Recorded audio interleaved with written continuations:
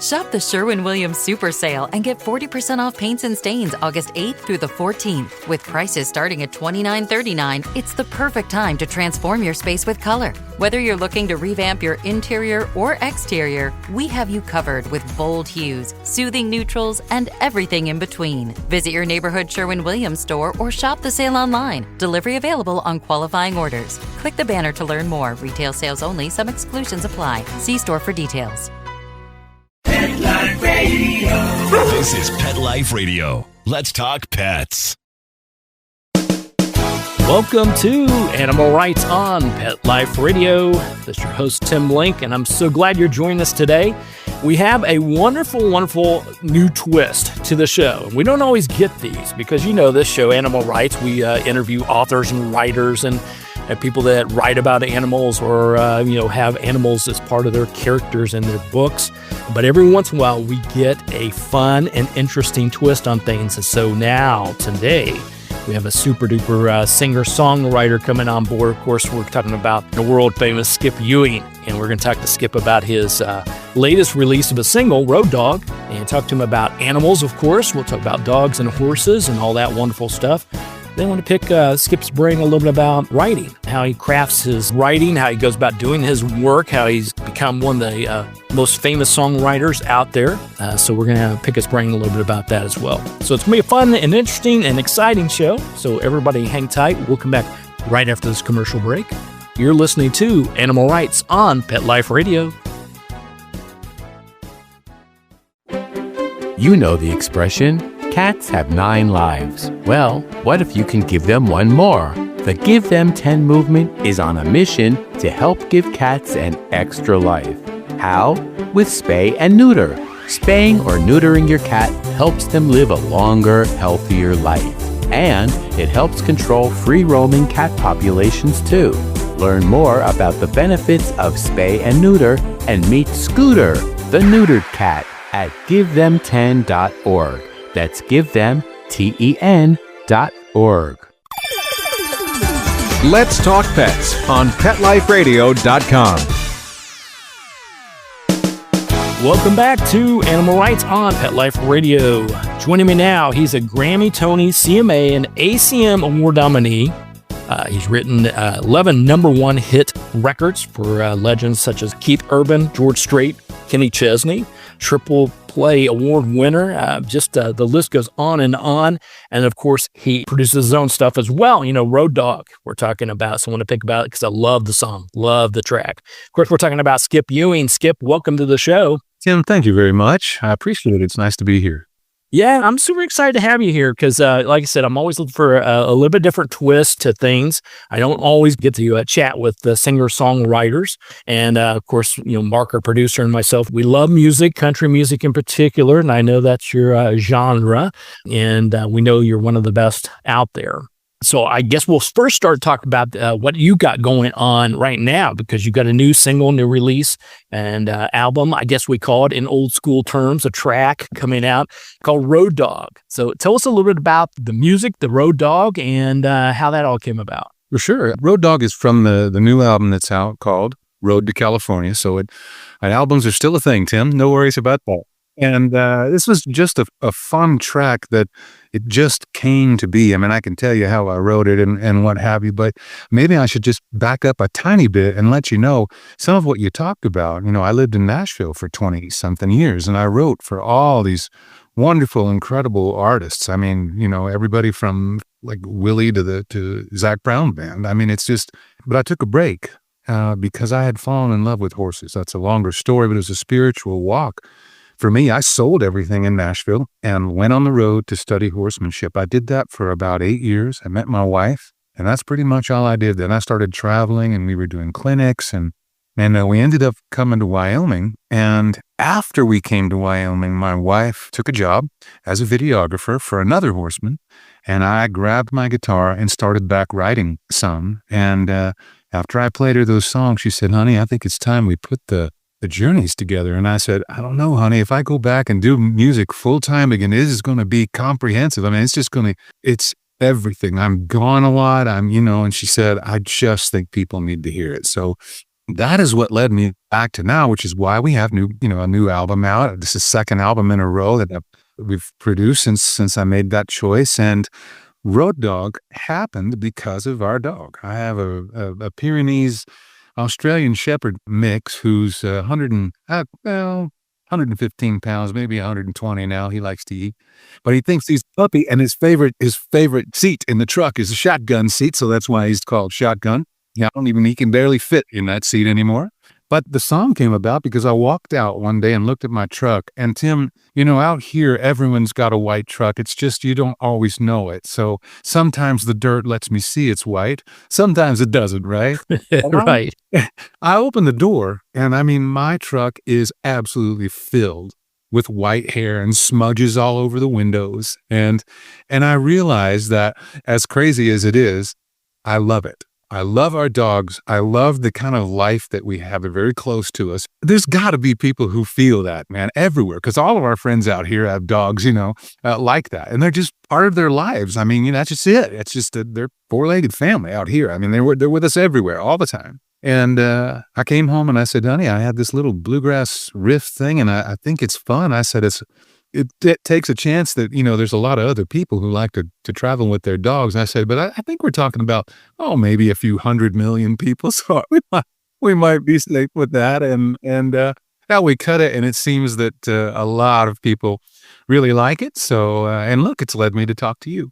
Yeah, well, we love it. I love, as you said, the riff, the tune, and the video. Now, the video, was that put together by your wife or another source? Because everybody's got to go to download the video, take a look at it, because it's brilliant. Well, my wife is brilliant. I married one of the greatest spirits on the planet. To be true, I don't know what she's doing with me, but she's brilliant, and she's got the same kind of heart. She's all about animals, as well. And our idea was, I said, honey, with everything that you can do with video and post-production and all that, and she's made many videos, just the two of us out here. We've done, even multi-camera shoots. Takes us forever, but we have a lot of fun. And I said, what would you think if we integrated, pictures of dogs, but not just any dogs? Like, why don't we ask our fans, and anybody to send pictures of their dogs in that are relevant to traveling? And so we did. We put it out there, and we got hundreds and hundreds of great pictures. Dogs on motorcycles, dogs on boats, dogs dressed up, dogs asleep in the back seat. And Linda said, oh my God, I'll never be able to fit these in this video. But what she did is she took and she integrated them. So there's 150 individual images of dogs, at least, in this video. And Shotgun's just riding with me, in the truck, and I'm singing the song, and we kind of just had some fun with the way that it looked, and then put all these dogs in. The way it worked out was really fun, and a lot of people were happy that. And now that it's going out to radio, it looks like there's going to be some more things like that are going to happen, because everybody loves their dogs. And I have this thing about championing other people's joy and their successes, so it makes me happy to involve other people's dogs. So if we get another one, if we have another chance to do some special video with a zillion dogs in it again, just so people can see their dog in a video and we can have fun. Oh man, I love it. That's it. I love it. Well, I always say, if you put a dog in there, you're golden. Whatever it is. I don't care if it's a book. I don't care if it's an album. I don't care what you do. Put a dog on there. You know what they say, don't let an animal act open for you, right? That's it. And the song's fantastic. It really is. It just touches me. Of course, not only are we talking about dogs here, but just, it hooked me right away. I listened to a lot of different music, and some of it takes me a little while to catch on, to, really get it and really enter me. And this one hit me right away. Dogs, of course, being part of it, hit me right away. But the video is golden, because I love picking. I'm like, oh yeah, that's this dog. I wonder if he has a schnauzer in there. I'm a schnauzer guy. Is there a schnauzer in there? Well, yeah, it was just, we had a ball. We really did. And the fun thing is, it's really, Road Dog it's the dog who's actually singing the song. So, and that's a little different too. And I thought that was kind of taking a chance, but it's fun. Yeah, absolutely. And that's the thing that, it was a lot of fun, immediately. And I had to turn around and share it with my wife as well, saying, you got to listen to this. This is the perfect song. And so, yeah, we've got to download it. Don't you worry about that, buddy. That's what led to me being on the show, Tim, and I really appreciate it. And thank you for listening. anytime someone listens this day and age, it feels like a gift to me. So thank you for taking the time to do that. Well, thanks for putting it together. We do appreciate it. Well, let's talk. You touched a little bit about the journey, because going to Nashville, I'm sure, was a dream, and getting to work with all these fantastic people, seeing your songs taken up by them, writing. At what point did you get to where you're saying, hey, I've got to take a break from all this? I mean, was it more of, I've always loved horses and here's an opportunity, so I'm going to go, or I threw a dart at the map and Wyoming won, and so I'm packing up my gear and I'm heading there? How was the interchange? And then tell us a little bit about that spiritual journey and connection that you have with horses in particular. Sure. Well, I ran away from home basically right after high school and went to Nashville. I had a job offer, and I had done a lot of music before then, and I just never looked back. And I got offered a publishing deal and then a record deal. And it wasn't like I set out and said, hey, I'm going to be a country songwriter or I'm going to be a country singer. I basically, Tim, followed where I could, stay alive doing music. And I worked on it and worked on it. And I found that writing was a natural progression for me. I've played guitar since I was 4 years old, and I didn't know what I was doing. So I just made stuff up. So making up words to go with the stuff I was making up, that made perfect sense from the beginning. Endeavored to hone my craft. And then once I got a publishing deal and a record deal, I had, my own songs on the radio. And then I started getting songs recorded by other artists and having, many, many 20-some hit records, at least in that decade and a half, at least. And it was a really difficult time as well. It's hard to write, consistently for 10, 15, 20 years. And a lot changes in that amount of time. And I have always been someone who comes to my writing more about those who are listening than if a chart is an indication of whether something is good. I have always said that it's more about hearts for me than it is about charts. There are a lot of number one records that I don't think are going to be remembered that much in 20 years. But I have some songs I wrote 30 years ago that are still, getting played on the radio, where I can't go somewhere and have someone, they'll know the words, any country I go to, anything. That's amazing. And that connection, that human connection, that lasting heart connection is what I'm about. And there was a time where it was difficult for me to write what I believed in and have that be what was getting played on radio.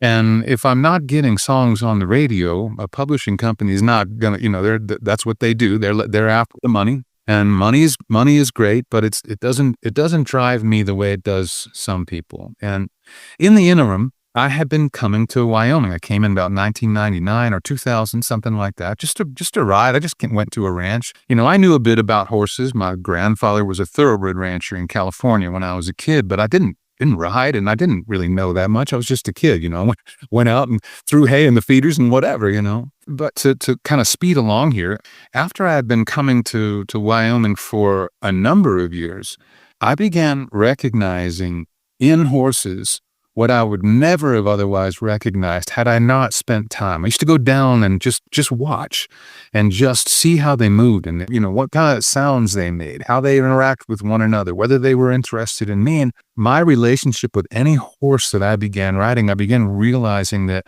I was the one who was significantly limited in my understanding. What was that offering me as a human? And I began to realize, yes, I was more sensitive, and I could tell some things about horses that I couldn't tell before, and I had learned. But more importantly, I kept learning from them what I could do more skillfully. Where I found myself where I would learn something with a horse and I would invite that horse to do that with me. And if I wasn't skillful, the horse was still trying his very best. And it was rarely the horse who had the challenge. It was almost always me. And this inspired me. And so when I was in Nashville and I got to that place in writing where I went, I don't know if I can make a living the way that I really want, making the music like the music that I'm making now, getting to really be the artist that I would like to be, and never have been able to do that. And now I can. But when I wasn't able to, I just looked at my whole life and went, this feels spiritual to me. This is about me becoming the kind of person that or allowing that to flower, if that's a way, And so I sold everything. I sold my house. I sold all my furniture. I sold everything except my guitars and my art, put those in a storage unit. and, waved goodbye to Nashville for a while and went out to basically to learn about me and as much about horses as I could. And this changed my whole life. It really changed I feel it did. I feel it changed my understanding of relationships. It changed how skillful I was. And quite importantly, it changed how willing I was to look at how skillful I wasn't. If that makes any sense. Yeah, absolutely. Well, I could say, wait a minute, there are so many things that I'm being given the opportunity to recognize. That's the old thing about the levels of learning, and the first thing is you don't know that you don't know, and then you know that you don't know.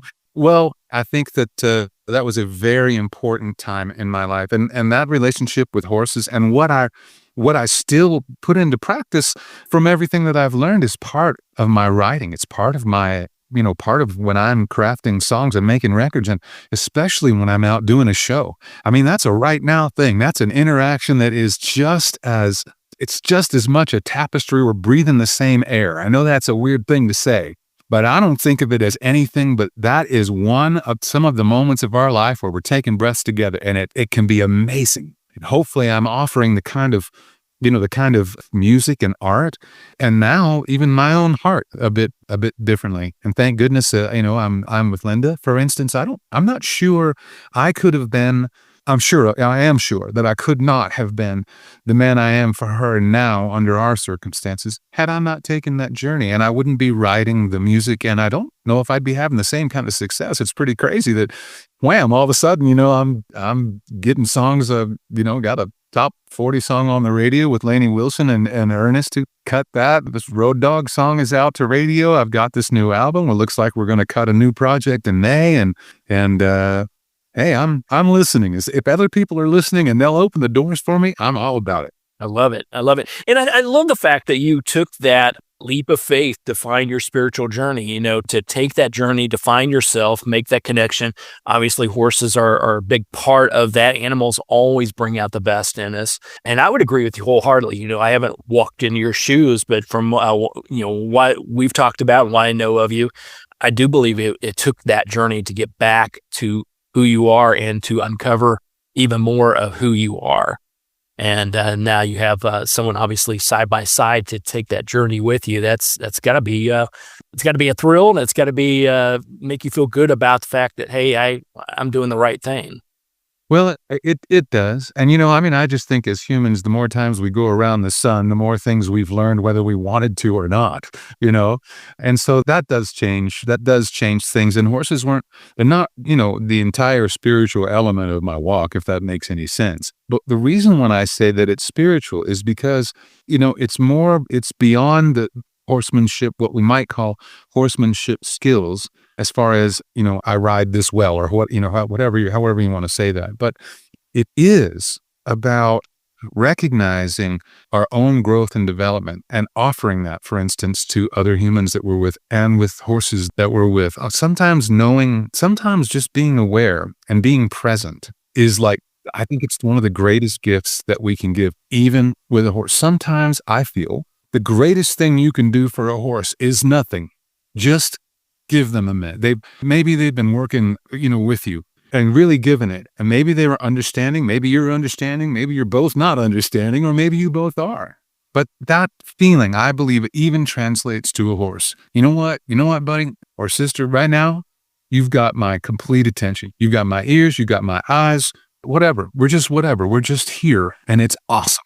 That's the same thing with humans. And so I guess those efforts of going, how can I do that for all the relationships of my life, including the one inside my own head, And this is one of the reasons why I would say it's spiritual, not because it's something that's magic between a person and a horse. I think things in that space, in my limited time, a decade is not a long time for some horsemen. That's, but in that time, to be able to say, I really feel most of that is just so concrete. It just is. These are the things that are.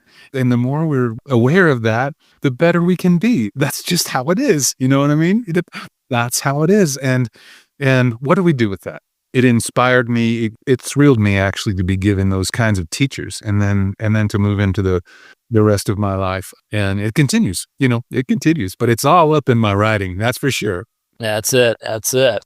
Well, I think it's a fantastic journey, obviously a great story, and now it's led you almost full circle, but in a perhaps we'll say in a better place. And your journey to get you to where you are today, has got to attract more. Positive energy attracts positive energy. So when you're in a good headspace, when you're in a good place, good things are going to happen for you, as well as you're going to attract good people around you. So good for you. I like it. I agree. I agree with that. Cultivating the right kind of attitudes and the right kind of energies is definitely something that manifests well in everyone's life. Absolutely. All right. Well, we're going to take a quick commercial break. We'll come back and chat a little bit more with Skip Ewing and talk about writing. He sort of led us into that. I want to know a little bit more about how he goes about crafting his skills in writing, as well as how he determines what he's going to record and compared to what somebody else is going to record. So everybody hang tight. We'll pick the brain of the master when we come back. You're listening to Animal Rights on Pet Life Radio. Hi, this is Tim Link, animal communicator and pet expert and host of Animal Rights on Pet Life Radio. Have you ever wanted to know what your pet is really thinking? Do you want to find out if they truly understand what you're trying to tell them? Or wish you could build a better understanding and closer relationship with your pet? Well, now you can. Learning to Communicate with Animals is a 4-part on-demand workshop. In the workshop, you'll learn the essential techniques that are necessary to communicate with animals, including what is animal communication, breathing correctly to achieve the perfect state to communicate with your animals at a deeper level, using guided meditation exercises, a method to communicate with animals, and how to send and receive information from your animals. So if you're wanting to learn how to communicate and connect with your animals at a deeper level, visit petliferadio.com/workshop and purchase and download Learning to Communicate with Animals. You'll be glad you did.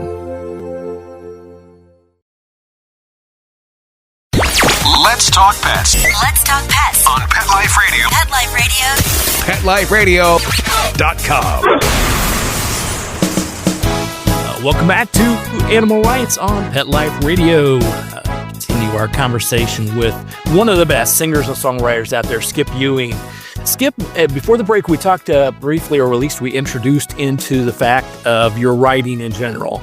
And these are things that always fascinated me because, singing and songwriting, how do you craft it? How do you do it? What comes first? Does the music come before the lyrics? The lyrics come before the music? Or is there another inspiration, such as a shotgun coming into play saying, hey, Dad, you got to write this song for me? How does that all work for you? Does one come before the other? Well, obviously that's a huge question.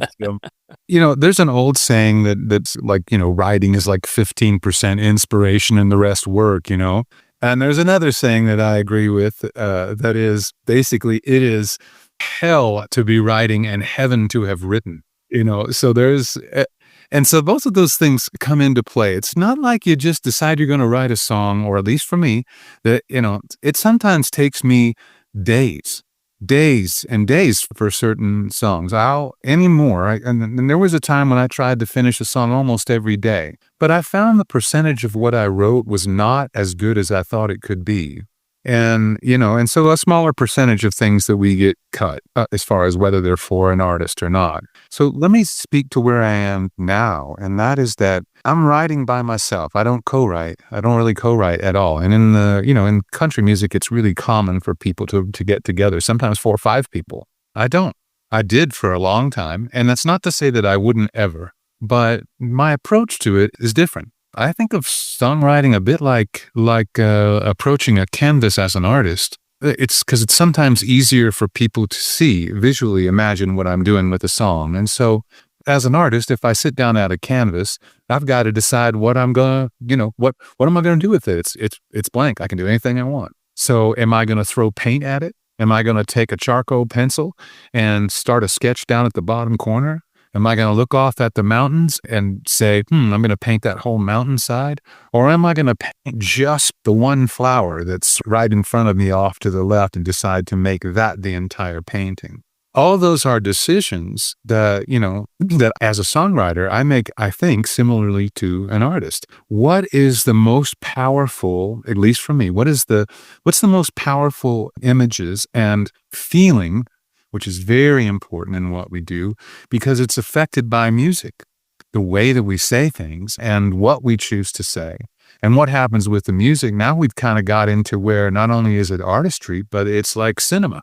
Because in your own head, hopefully in some ways, I'm painting some pictures and I have to leave you room to put your own life in it, And so although I know that's a little more in depth than some songwriters will tell you, I've found that after writing many hundreds of songs, and especially with what we've written recently, that I'm able to write the kinds of songs that I really believe in. And when I finish it, I look at it and I go, did I say what I wanted to say just the way I wanted to say it? Is there a hole in that somewhere? Was I absolutely true to what it's like to be human? Did I illuminate where we are similarly human and therefore a really strong bond? Was I able to tell that story in a way so you didn't have to know everything I knew about the characters? You just had to know what I told you, and what was going on with the music. Well, I mean, this is something I've spent my life doing. But the other thing that you kind of ask is whether it comes up, whether it's music or whether it's the words or what is first. And truly, what's first is whatever's first. So for instance, Road Dog's just a fun song, but even fun songs, they've got to be still put together the right way, and they have to make sense. The music has to make sense with the lyrics as far as how they feel and, the voice of it. And so I had just had that, there's a kind of a guitar riff that runs throughout that. And by riff, I mean like a movement, a certain thing that repeats with the groove of the song. And this turns into a Nashville pick fest on this radio. It's so right. It is like every wonderful player in Nashville. I mean, really incredible players. Janae Fleener is ACM won I don't know how many times in a row, fiddle player, and Josh Matheny on dobro, and Brent Mason on electric guitar, just on and on. And, you can't know that's going to happen, but you got to put it together in a way that if that does happen, it's going to hold up, So here I had this, all I had was a little bit of a musical movement. Didn't know what I would do with it. Walked out to my truck. Saw this mess of a truck that I loved so much because I realized how much I love my dog, and I didn't care if my truck was full of hair, And then it just, as I was driving home, that, lick was kind of in my mind, and I just started messing with it. And I can do a lot of that. I play guitar long enough that I can think through a lot of things without actually having to play it. I can put chords and movements and things in my head. So on the way home, I was writing it, It wasn't all the way finished by the time I got home. But then I played it for Linda, and she made me play it for her 3 times, and I didn't even have the whole thing, And so I still had quite a bit of work to do on that song for it to be finished as it should have. But that's just one instance of the way that it grew up. And whether or not there were 2 different choruses in this song, there's actually 2 different choruses, and then they're both sung the second half of the song. I think there's only 2 verses, but I got to say things like, a backseat driver with a pedigree. I mean, that's, those kinds of things are fun. Right. For a writer, those are the kind of things. And yeah. So, and I have to say this only because, Tim, I listened to some of your previous podcasts, and I really, I just like your way and the way you talk. But I was going to jokingly say, one thing about the Road Dog video is that I think Shotgun may be the only dog in history who has ever lifted his leg on cue in a video. Nice. Well, I always say our dogs and animals train us. We never train them. So he definitely brought that song to you. And I mentioned earlier about the video. Before I saw the video, I heard, listen to the song. Even before I even broke it down in my little simple mind, I could feel myself driving down a country road with my dog beside me, and it had to be a pickup truck. I was sort of, the words and the music and how it moved along drove me to think of that, paint that picture, as you said, in my mind. And then later I turned on the video and I thought, wow, I'm brilliant. That's exactly what I was envisioning. Not maybe 100 and some dogs, but everything else was what I was envisioning when I took a look at the videos. Yeah. And you know how I say, like I said earlier, that I try to leave room for you to put your own life into a song, So a song like Road Dog, I don't want to give such specific images that you can't put your own life in it and your own dog in it, So for me, it was a truck. And I do say truck stop in there, I mean big truck, but I never said what kind of vehicle we're in. I don't think I said that in the song. And to leave it with things that were universal to dogs. I mean, what dog doesn't like, a drive-through? At some point, everybody is giving their dog, or everybody we trust, right? Right. Dog something from a drive-through, I don't know. It's just life is, they say it, you've seen it, but truly, life is better with a dog or dogs if you are someone who is compassionate, enough to really have a good relationship with a dog. Then it can be one of the most incredible relationships of your lives. Absolutely. And if you're not compassionate in that way, you better get yourself a dog, because that dog will turn your compassion out, or cat, or whatever it may be. They'll bring it out in you. That's for sure.